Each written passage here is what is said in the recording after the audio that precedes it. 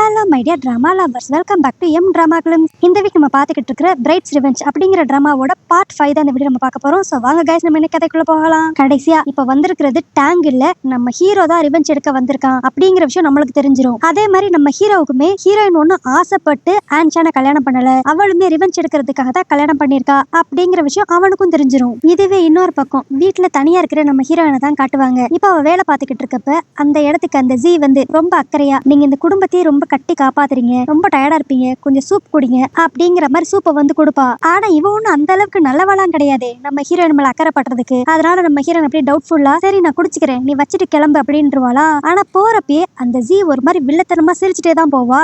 அப்போ அந்த ஜியோட வேலைக்காரி கேட்பா, நீங்க கொடுத்த சூப் அந்த லேண்ட் குடிச்சிருவாளா அப்படிங்கிற மாதிரி. ஆனா அதுக்கு அந்த ஜி அப்படியே சிரிச்சுக்கிட்டே, நான் அவளுக்கு சூப்ல ஆப்பு வைக்கல, சோ அந்த சூப் அவ குடிச்சாலும் சரி குடிக்காட்டியும் சரி இன்னைக்கு ஏன் பிளான் நடந்துரும். நீ என்ன பண்றேனா அந்த டேங்க் கிட்ட போய் லேண்ட் உங்களை பாக்கணும்னு சொன்னாங்கன்ட்டு அவன் இந்த ரூம் கணிச்சு விடு அப்படிங்கிற மாதிரி அந்த வேலைக்காரிக்கு ஆர்டர் போடுவா. இதுவே இன்னொரு பக்கம் நம்ம ஹீரோயினை தான் காட்டுவாங்க. அவ அந்த சூப்பை குடிக்கலனாலுமே அவளுக்கு ஒரு மாதிரி தலை சுத்துற மாதிரி இருக்கும். என்னன்னு பார்த்தா அந்த ஃப்ராட் ஜி சூப்ல ட்ரக்ஸ் கலக்கல, அது கூடயே சேர்த்து ஒரு கர்ச்சீஃப் ஒன்னு கொண்டு வந்திருப்பா. அதுலதான் ட்ரக்ஸ் பவுடரை வச்சிருந்திருப்பா போல.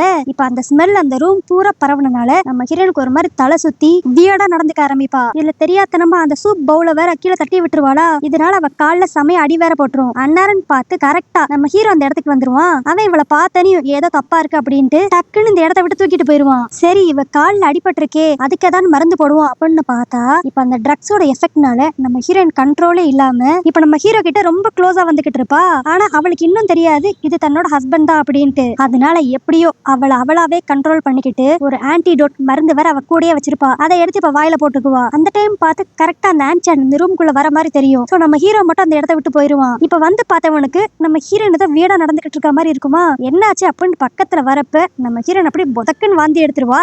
ஏன்னா இவ கடைசியா சாப்பிட்ட அந்த மாத்திரனால இவளுக்குள்ள இருந்த ட்ரக்ஸ் எல்லாமே இப்ப அப்படியே வெளியே வந்துருச்சு. ஆனா இங்க நடக்கிற எதுவுமே இந்த ஜீக்கு தெரியாது. அவ அப்படியே சந்தோஷமா நம்ம ஹீரோயின் மாட்டிக்கிட்டா அப்படிங்கிற மாதிரி ஹாப்பியா வருவா. ஆனா வந்து பார்த்தவளுக்கு ஒரு மாதிரி ஷாக் ஆயிரும். என்னடா இது, இங்க வேற ஏதோ நடக்கும்னு நினைச்சா இவ என்ன வாந்தி எடுத்துக்கிட்டு இருக்கா அப்படிங்கிற மாதிரி. ஆனா இப்ப அந்த ஆன்சான் பிடிச்ச அந்த ஜீயை நல்லா திட்டி விட்டுருவான். நீ கடைசியா கொடுத்த சூப்னாலதான் இவ இப்படி வாந்தி எடுத்துக்கிட்டு இருக்கா, அதுல நீ ஏதோ கலந்திருக்க, இத பத்தி நான் விசாரிக்கிற வரைக்கும் நீ ஸ்டோரேஜ் ரூம்ல போய் கடை அப்படின்ட்டு அவளை அந்த ரூம்ல லாக் பண்ணி வச்சிருவான். அதுக்கடுத்து அப்படியே அடுத்த நாள் காலையில நம்ம ஹீரோயின் போய் ஹீரோ கிட்ட தன்னை காப்பாத்துனதுக்கு தேங்க்ஸும் பிளஸ் நான் ஏதாண்டு வரம்பு மீறி நடந்திருந்தா சாரி அப்படிங்கிற மாதிரி கேட்டுக்கிட்டு இருப்பாளா. ஆனா அப்ப நம்ம ஹீரோ அப்படியே, நான் அன்னைக்கே உன்கிட்ட சொன்னேன் உனக்கு என்ன ஆனாலும் நான் உன்னை பாதுகாப்பேன்ட்டு, நடுவுல கொஞ்ச நாளைக்கு என்னால உன்னை பாதுகாக்க முடியாம போயிருச்சு, இப்ப கூட நான் யாருன்னு உனக்கு சரியா தெரியலையா அப்படிங்கிற மாதிரி கேட்பான்.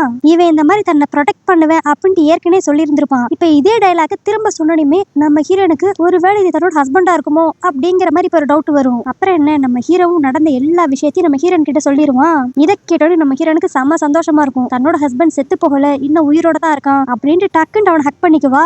சோ இதுலயே லேண்ட் தன்னை எவ்வளவு லவ் பண்றா அப்படிங்கிற விஷயத்த நம்ம ஹீரோ புரிஞ்சுக்குவான். இதுவே இன்னொரு பக்கம் அந்த ஸ்டோரேஜ் ரூம்ல அடைஞ்சு கிடக்குற அந்த ஜீயை தான் காட்டுவாங்க. இப்ப அந்த இடத்துக்கு அந்த குவான் போய், எனக்கும் இதே மாதிரி தான் நீ ஆப்படிச்ச, இப்ப அந்த ஆப்பு உனக்கே ரிவீட் ஆயிருச்சா, ஆன்சானோட குழந்தைய நீ வயித்துல சுமக்காமையே எப்படி எப்படிலாம் நீ சீனை போட்ட அப்படிங்கிற மாதிரி இந்த குவான் சொல்லிக்கிட்டு இருப்பாளா. கரெக்டா இப்ப அந்த இடத்துக்கு ஆன்சான் வந்துருவான். அவன் உடனே கொஞ்ச நேரத்துக்கு முன்னாடி நீங்க ரெண்டு என்ன பேசிக்கிட்டு இருந்தீங்க அப்படிங்கிற மாதிரி கேட்பான். சோ உடனே அந்த குவான் எல்லா விஷயத்தையும் சொல்லிடுவா. இந்த மாதிரி இதுக்கு முன்னாடி ஜியோட வயித்துல இருந்த குழந்தை உன்னோடதே கிடையாது, அவ வேற யாரு கூட அஃபேர்ல இருந்தனாலதான் அந்த குழந்தையே உண்டாச்சு அப்படிங்கிற மாதிரி இவ சொல்லிடுவா.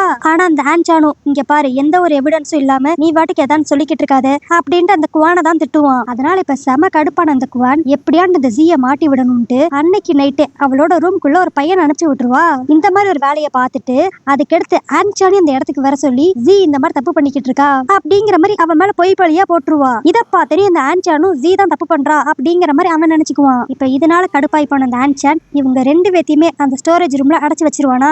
ஆனா அந்த ஜிக்கு நல்லாவே தெரியும் இப்படிப்பட்ட ஒரு விஷயம் நடந்த கெடுத்து அந்த ஆன்சான் இவ்வளவு சும்மாவே விட மாட்டா அப்படின்ட்டு. அதனால எப்படியான்ட்டு இந்த இடத்த விட்டு எஸ்கேப் ஆகணும்னு அவ பாப்பா. ஆனா அந்த கூட இருக்கிற பையன் வந்து தடுத்துக்கிட்டு இருப்பானா. இதனால கடுப்பாய் போன அந்த ஜி அவன் ஒரு தள்ளி விட்டு அங்க இருந்து போலான்னு பாப்பா. ஆனா இவ தள்ளுல அங்க இருந்த ஒரு ஷார்ப்பான பொருளை போய் அவன் தலை இடிச்சு அதே இடத்துல அந்த பையன் செத்து போயிருவான். இப்படி ஆன உடனே இனிமேல் இந்த வீட்டுல கொஞ்ச நேரம் கூட இருக்க கூடாது, நம்ம ஒழிச்சு வச்சிருக்க நகநாட்டெல்லாம் எடுத்துட்டு இங்க இருந்து ஓடிடலாம் அப்படின்ட்டு அந்த ஜி பிளான் போடுவா. ஆனா அப்ப அந்த இடத்துக்கு கரெக்டா அந்த ஆன்சான் வந்து, நீ என்னையே ஏமாத்தி இன்னொரு ஆள் கூட அஃபேர்ல இருந்தியா, உன்னை இதே இடத்துல நான் போட்டு தள்ளுறேன் பாரு அப்படின்ட்டு அந்த ஜியோட கழுத்தை பிடிச்சு நெரிக்க ஆரம்பிச்சிருவான். போச்சு, இப்ப இந்த ஜியும் சாக போறாளா அப்படின்னு நினைக்கிறப்ப நல்ல வேலையா அந்த இடத்துக்கு கரெக்டா நம்ம ஹீரோ வந்து ஆன்சானோட பின் மண்டையிலேயே ஒரு அடி, அவ்வளவுதான் அதே இடத்துல அப்படியே ஆன்சான் மயக்கம் போட்டு விழுந்துருவான். இப்ப அடுத்த நாள் காலையில அந்த ஆன்சான் எந்திரிச்சு பார்த்தா அவன் அந்த ஸ்டோரேஜ் ரூம்ல இருப்பான். அதுவும் அவன் பக்கத்துல அந்த செத்து போன பையனோட டெட் பாடி வேற இருக்கும். இதை பார்த்து அவன் பயந்துகிட்டு இருக்கப்ப கரெக்டா அந்த வீட்டுல இருக்க எல்லாரும் அந்த இடத்துக்கு வந்துருவாங்க. வந்து பார்த்தவங்க ஃபர்ஸ்ட் ஆன்சான் தான் இவனை கொன்னுட்டான் அப்படிங்கிற மாதிரி நினைப்பாங்க. ஆனா அந்த ஆன்சான் விவரமா இவனை நான் கொல்லல, அந்த ஜீ தான் கொன்னு என்னையும் அடிச்சு மட்டையாக்கிட்டா. இப்படிப்பட்ட ஒரு கொலை நம்ம வீட்டுல நடந்திருக்குன்னு தெரிஞ்சுன்னா போலீஸ் தேவையில்லாம நம்ம எல்லாருக்கும் குடைச்சல் கொடுப்பாங்க. அதனால இப்போதைக்கு இந்த விஷயம் வெளியே தெரியாத அளவுக்கு இந்த வீட்டுல இருக்கிற எல்லாரும் பாத்துக்கணும் அப்படிங்கிற மாதிரி அங்க இருக்கிற எல்லாரையும் அவன் மிரட்டி கேட்டிருப்பான். ஆனா இப்ப அந்த ஜீ மட்டும் எங்க போனானே தெரியாது. சோ இத பத்தி தெரிஞ்சுக்கணுங்கிறதுக்காக அந்த ஆன்சான் திரும்பவும் போய் அந்த மாஃபியா ஜின்னு கிட்ட ஹெல்ப் கேட்பான். இந்த மாதிரி என்னோட ஒய்ஃப் என்னோட பண நகை எல்லாத்தையும் எடுத்துட்டு வீட்டை விட்டு ஓடிட்டா, அவளை மட்டும் நீங்க எப்படியான்னு கண்டுபிடிச்சு கொடுங்க அப்படின்பா. ஆனா அதுக்கு அந்த ஜின்னுமே சரி ஹெல்ப்னு சொல்லி வந்துட்டு நம்மளுக்குள்ள இருந்த பழைய கசப்பான விஷயங்கள்லாம் மறந்துட்டு இப்ப நம்ம ஃப்ரெஷ்ஷா ஸ்டார்ட் பண்ணுவோம், அதுக்கு முதல் இந்த ட்ரிங்க்ஸ் எல்லாம் குடி அப்படின்ட்டு அவனுக்கு சரக்கா ஊத்தி கொடுத்துட்டே இருப்பானா. ஆன்சானும் வேற வழியே இல்லாம அதை ஃபுல்லா குடிச்சிருவான். ஆனா இப்படி ஃபுல் மப்ல இருக்கிறவன் கொஞ்ச நேரம் கழிச்சு பார்த்தா சம்பந்தமே இல்லாம அந்த ஜின்னோட தங்கச்சி ரூம்ல இருந்து எந்திரிப்பான். பக்கத்துல தங்கச்சி வேற படுத்திருப்பா. இது தெரிஞ்சுட்டு அந்த ஜின்னு செமையா கடுப்பாகி நான் உன்னை பொழைச்சுப்போன்னு சொல்லி விடலாம்னு நினைச்சா நீ என் தங்கச்சிக்கிட்டே தப்பா நடந்துக்க ட்ரை பண்ணிருக்கியா அப்படின்ட்டு ஆன்சானை போட்டு அடிச்சு சித்திரவதை பண்ண ஆரம்பிச்சிருவாங்க. அந்த ஆன்சானும் கதருவான், எனக்கு எதுவுமே சரியா ஞாபகமே இல்ல, நான் கடைசியா அவங்க கூட சேர்ந்து குடிச்சது மட்டும் தான் ஞாபகம் இருக்கு, அதுக்கடுத்து நான் எப்படி உங்க தங்கச்சியோட ரூமுக்கு போனேன்னு எனக்கு தெரியாது அப்படிங்கிற மாதிரிலாம் எக்ஸ்பிளைன் பண்ண ட்ரை பண்ணுவான். ஆனா அது எதையுமே அந்த ஜின்னு காது கொடுத்து கூட கேட்கவே மாட்டான். அவன் ஆன்சானை அடிச்சு திரும்பி மயக்கம் போடவே வச்சிருவான். அப்ப கரெக்டா அந்த இடத்துக்கு நம்ம ஹீரோ வருவான். என்னன்னா இது எல்லாமே நம்ம ஹீரோவும் அந்த ஜின்னும் சேர்ந்து போட்ட பிளான் போல.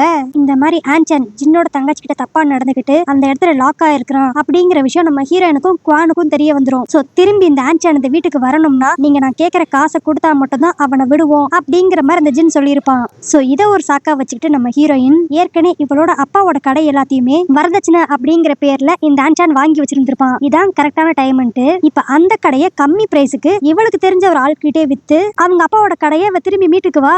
சோ இப்ப ஆன்சானை காப்பாத்துறதுக்கு பணம் ரெடியான மாதிரி ஆச்சு. இவளோட அப்பாவோட கடை அவங்க அப்பா கிட்டே போன மாதிரி ஆச்சு. அதுக்கடுத்து இப்ப ரெடி பண்ண பணத்தை எல்லாத்தையுமே நம்ம ஹீரோ ஹீரோயின் ரெண்டு பேருமே சேர்ந்து போய் அந்த ஜின் கிட்ட கொடுத்துட்டு என்ன இருந்தாலும் ஆன்சான் பண்ணது தப்பு தான், அவனை மன்னிச்சு விட்டுருங்க அப்படிங்கிற மாதிரி இவங்களே கெஞ்சி கேட்கிற மாதிரி கேட்பாங்க. ஆக்சுவலி இந்த பிளான போட்டதே இவங்க தான். ஆனா இப்ப இப்படி நடிப்பாங்க. சரி அதான் பணத்தை எல்லாம் கொடுத்தாச்சு, இங்க இருந்து போலாம் அப்படின்ட்டு அந்த ஆன்சான் நினைக்கிறப்ப அந்த ஜின் அப்படியே அவனை ஸ்டாப் பண்ணி இங்க பாரு என் தங்கச்சி வாழ்க்கையை கெடுத்தது நீதான், அதனால அவளையும் நீயே கல்யாணம் பண்ணிக்கோ அப்படிங்கிற மாதிரி இப்ப அந்த பொண்ணையும் பிடிச்சு ஆன்சானை கல்யாணம் பண்ணி வச்சிருவாங்க.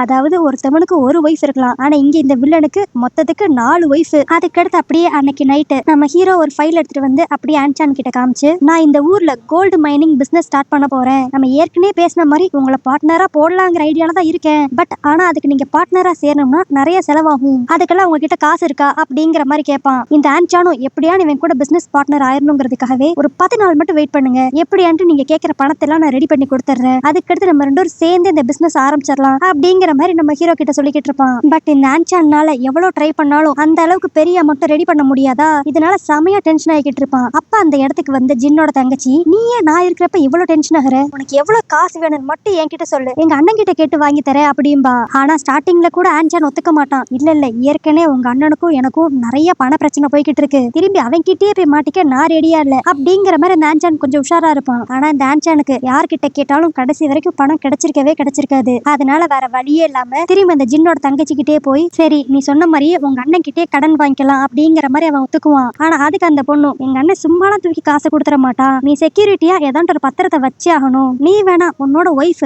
குவான் பேர்ல இருக்கிற சொத்தை எல்லாத்தையுமே உன் பேருக்கு ஃபோர்ஜரி பண்ணி மாத்தி அதை ஒரு டாக்குமெண்ட்டை எங்க அண்ணன் கிட்ட சப்மிட் பண்ணி நிறைய காசு வாங்கிக்கோ அப்படிங்கிற மாதிரி இவளே ஒரு ஐடியா கொடுப்பா.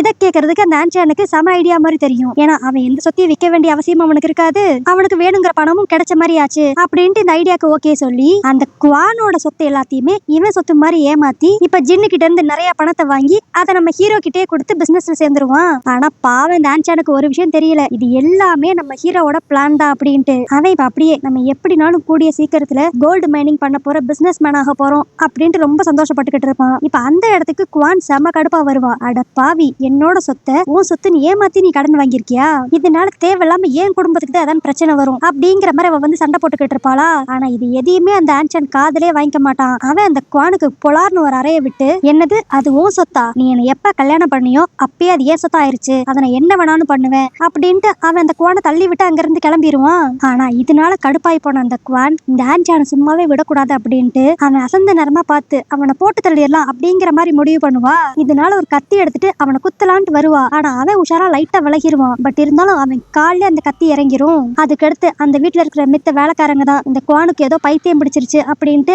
அங்க இருந்து அவளை இழுத்துட்டு போயிருவாங்க. ஆனா இப்படி அந்த ஆன்சானுக்கு அடிப்பட்ட கடுத்து இதுக்கு ட்ரீட்மெண்ட் எடுக்கலாம் அப்படின்ட்டு அவன் நினைக்கிறப்பதான் அவனுக்கு இன்னொரு விஷயம் தெரிய வரும். அவனால இனிமேல் வாழ்க்கையில குழந்தையே பெத்துக்க முடியாது அப்படின்ட்டு. ஏன்னா அந்த குவான் தான் ஏற்கனவே இவனுக்கு அடிக்கடி பர்த் கண்ட்ரோல் பில்ஸ் கொடுத்து விட்டுருப்பாள்ல. அதனால இவனுக்கு மொத்தமா அந்த குழந்தை பெத்துக்கிற தன்மையே போயிரும் போல.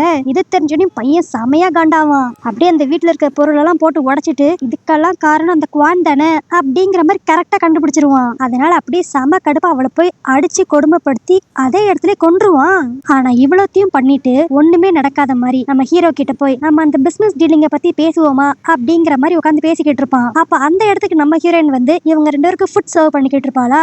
நம்ம ஹீரோ என்ன நினைச்சிருப்பான்னு தெரியல, டக்குன்னு நம்ம ஹீரோனோட கையை பிடிச்சு ஒரு கிளாஸ் ஆஃப் சரக்க அப்படியே அவன் வாயில ஊத்திக்குவான். இதை பார்த்த ஆன்சான் கோவப்படுவான்னு சொல்லி பார்த்தா அவன் இப்ப அப்படியே மனசுக்குள்ள, ஓ இவருக்கு நம்ம ஒய்ஃபை ரொம்ப பிடிச்சிருக்கோ, சரி இதே வச்சு நம்ம பிசினஸ் டீலை லாக் பண்ணிடலாம் அப்படின்ட்டு இப்ப நம்ம ஹீரோவையும் ஹீரோயினையும் ஒரே ரூம்ல போட்டு லாக் பண்ணிடுவான். என்னடா இது இவ்வளவு கேவலமானவனா இருக்கிய நீ அப்படிங்கிற மாதிரி தான் இருக்கும். ஆனா இவன் கேவலமானவனா இருந்தா அதுக்கு நம்ம ஹீரோ ஹீரோயின் அப்படி இருப்பாங்களா, அவங்க அப்படியே இவன் இதுக்கு தானே ஆசைப்பட்டான் அப்படிங்கிற மாதிரி சும்மா உள்ள இருந்து சவுண்ட் மட்டும் கொடுப்பாங்க. நம்ம ஹீரோயின் அப்படியே ஐயோ டேங்க் இப்பெல்லாம் நடந்துக்காதீங்க இதெல்லாம் தப்பு அப்படிங்கிற மாதிரி அவ சொல்ல, அதுக்கு நம்ம ஹீரோவும் இல்ல எனக்கு ஒண்ணு ரொம்ப பிடிச்சிருக்கு நீ என்னோட லவ்வராவே இருந்துற அப்படின்ட்டு அவனும் சும்மா வாய்க்கு வந்ததுல அடிச்சு விட்டு அந்த ஆன்சான் கேட்கணுங்கிறதுக்காக இதெல்லாம் பேசிக்கிட்டு இருப்பாங்க. ஆனா இதெல்லாம் கேட்டுக்கிட்டு இருந்த அந்த ஆன்சான் அப்படியே வெக்கமே இல்லாம சிரிச்சுக்கிட்டு அப்பாடா நம்ம பிசினஸ் டீல் எப்படினாலும் லாக் ஆயிரும் அப்படிங்கிற மாதிரி சந்தோஷப்பட்டுக்கிட்டு இருப்பான். அதுக்கடுத்து அப்படியே இங்க சீன் கட் பண்ணி அடுத்த நாள் காலையில தான் காட்டுவாங்க. நம்ம ஹீரோயின் நடந்து போய்கிட்டு இருக்கப்ப திடீர்னு அவளை யாரோ கடத்திட்டு போயிருவாங்க. யாருன்னு பார்த்தா இந்த ஆன்சான் தான். இவன் ஸ்டார்டிங்ல ஒரு இடத்துல வச்சு நம்ம ஹீரோயின் கிட்ட மிஸ்பிஹேவ் பண்ணிருந்திருப்பான்ல, அந்த இடத்துக்கு இப்ப கூட்டு போய் கட்டி போட்டு வச்சிருப்பான். என்ன எதுக்கிட்ட இங்க கட்டி போட்டு வச்சிருக்க அப்படின்னு கேட்டா அதுக்கு அந்த ஆன்சான் அப்படியே நான் கூட இத்தனை நாள் வரைக்கும் நீ எவ்வளவு இருக்கிற லவ்ல தான் கூட இருக்கிறேன்னு சொல்லி நினைச்சேன். ஆனா இப்பதான் எனக்கு ஒரு விஷயமே தெரிய வந்துச்சு, நான் தான் உன்கிட்ட தப்பா நடந்திருக்கேன் அப்படிங்கிற விஷயம் உனக்கு ஏற்கனவே தெரிஞ்சிருக்கு. சோ அதை தெரிஞ்சு நீ என் கூட இருந்திருக்கேனா என்ன பழி வாங்குறது தானே நீ என் கூட இருந்திருக்க அப்படிங்கிற மாதிரி கரெக்டா சொல்லுவான். இவனுக்கு எப்படி இதெல்லாம் தெரிஞ்சிருக்கும்னா நம்ம ஹீரோயினை ட்ரக் பண்றதுக்காக அவன் ஒருத்தவனை ஹெல்ப் கூப்பிட்டுருப்பான்ல, அவன் கூட ஏற்கனவே ஒரு தடவை நம்ம ஹீரோனோட வீட்டுக்கு வந்திருப்பான். அவனை எதிர்த்து அந்த ஆன்சான் பார்த்தப்பதான் இந்த மாதிரி ஹீரோனுக்கு எல்லா உண்மையும் தெரியும் அப்படிங்கறத அவன் சொல்லி இருந்திருப்பான். சோ தன்னை பழி வாங்குறதுக்காக தான் இந்த லேண்ட் கூட இருக்கா அப்படின்னு தெரிஞ்சுக்கிட்ட அந்த ஆன்சான் திரும்பி ஒரு மாதிரி டென்ஷன் ஆகி அகைன் நம்ம ஹீரோயின் கிட்ட தப்பா நடந்துக்க ட்ரை பண்ணுவான். பட் நல்ல வேலையா அந்த இடத்துக்கு நம்ம ஹீரோ வந்து இப்ப தடுத்துருவான். ஆனா அப்பயும் அந்த ஆன்சர் நடங்காம அவ என்னோட ஒய்ஃப் அவளை நான் என்ன வேணாலும் பண்ணுவேன் அப்படின்ட்டு கத்திக்கிட்டு இருப்பானா. அதுக்கு உடனே நம்ம ஹீரோ அப்பனா ஒழுங்கு மரியாதையா இப்பயே நீ அவளை டிவோர்ஸ் பண்ணு. ஓ அவளை நான் டிவோர்ஸ் பண்ணணுமா, உங்களுக்கு தான் அவளை ரொம்ப பிடிக்கும்ல, அப்பனா ஒரு டீல் போட்டுக்குவோம், என் ஒய்ஃபை நான் உங்ககிட்ட கொடுத்துறேன், நீங்க அந்த கோல்டு மைன் பிசினஸ் மொத்தமா என் கிட்ட கொடுத்துடணும் அப்படின்பா.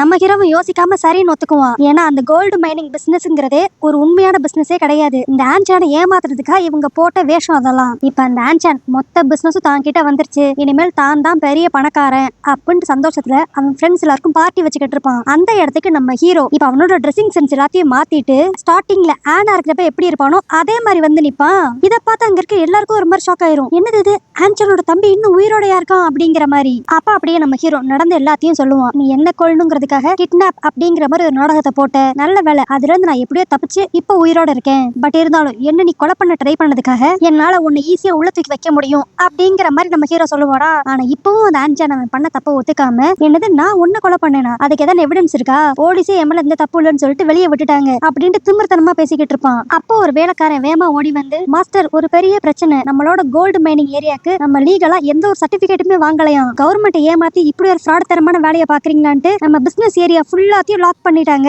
இதனால நம்மளுக்கு எக்கச்சக்க கோடி லாஸ் அப்படிங்கிற மாதிரி ஒருத்த வந்து சொல்லிக்கிட்டு இருப்பான். இதை கேட்ட உடனே அந்த ஆன்சானுக்கு அப்படியே இடி விழுந்த மாதிரி இருக்கும். இப்ப அடுத்த அப்பா அந்த ஜின் அந்த இடத்துக்கு வருவான். ஏண்டா நான் நீ கொடுத்த பத்திரத்தை நம்பி உனக்கு பணம் கொடுத்தா அந்த இடமே உன்னோடது இல்ல போலயே, நீ பத்திரத்துல ஃபோர்ஜரி பண்ணி என்கிட்ட பணம் வாங்கியிருக்க, இதுக்காகவே உன் கை கால்லாம் தனித்தனியா பிச்சு எடுத்துடலாம் போலயே அப்படிங்கிற மாதிரி அந்த ஜின்னு வந்து நிப்பான். இது பார்த்தாதுன்ட்டு இப்ப அந்த ஜி ஒரு போலீஸோட இந்த வீட்டுக்குள்ள வந்து நானும் ஆன்சானும் சேர்ந்துதான் இங்க நிக்கிற ஆனை கொலை பண்றதுக்கு ட்ரை பண்ணோம் அப்படிங்கிற மாதிரி அவ எல்லா உண்மையும் சொல்லிடுவா.